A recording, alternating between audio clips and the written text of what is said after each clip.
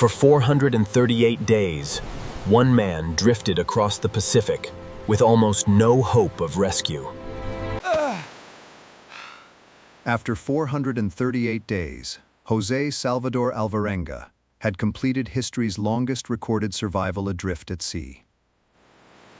The ordeal began on November 17, 2012, in the fishing village of Costa Azul, Mexico. José was an experienced fisherman who understood the dangers of the open Pacific. Joining him was Ezequiel Córdoba, an inexperienced fisherman José barely knew.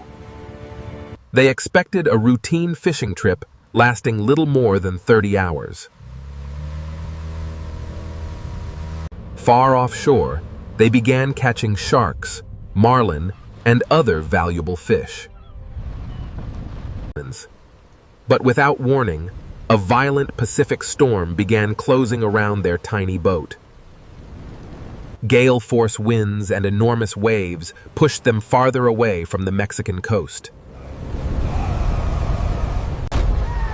Every wave threatened to flood the open vessel and drag both women underwater. To prevent capsizing, they sacrificed their equipment and nearly 500 kilograms of fish. Then their only engine failed, leaving the boat completely powerless inside the storm. José radioed his employer and reported their position before the battery finally died. A rescue operation began, but severe weather concealed the fishermen from every search vessel.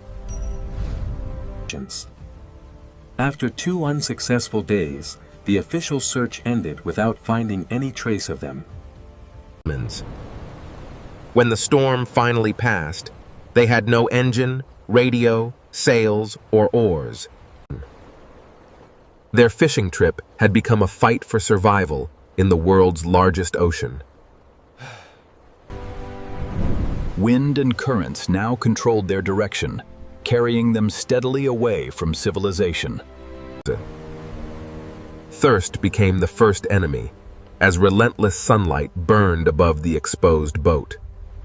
When rain finally arrived, they captured every drop, learning that water meant another day alive. They rationed every mouthful, never knowing when the Pacific would provide rain again. Without fishing equipment, José learned to capture fish using only his hands and experience. Hungry seabirds became another source of food whenever they landed within José's reach. Sea turtles provided meat, blood, and vital nutrients unavailable anywhere else on the boat. With no fire or stove, everything they caught had to be eaten completely raw. Rainwater sustained them, but during droughts they were forced to drink animal blood. Salt, sunlight, and constant exposure slowly damaged their bodies while offering nowhere to hide. At night, cold winds replaced the heat, and sleep came only in brief moments. With no calendar, José measured time by following the changing phases of the moon. He survived emotionally by sharing memories of home, family, food, and life on land. But Córdoba became seriously ill and found it increasingly difficult to eat their raw food. Córdoba, please, you have to eat something. Drink this water, hermano. Despite José's desperate encouragement, Córdoba eventually lost the strength and desire to continue eating. Several months into the voyage, Ezequiel Córdoba died, leaving José completely alone. Before dying, Córdoba reportedly made José promise never to consume his body for survival. Unable to accept the loss, José kept speaking to his companion as though he remained alive. Why aren't you answering me? We have to find help soon. Fearing he was losing his sanity, José finally gave Córdoba a burial at sea. Consumed by grief, José considered surrendering to the ocean and ending his suffering. misfortunes. He later said that faith and thoughts of his family stopped him from surrendering.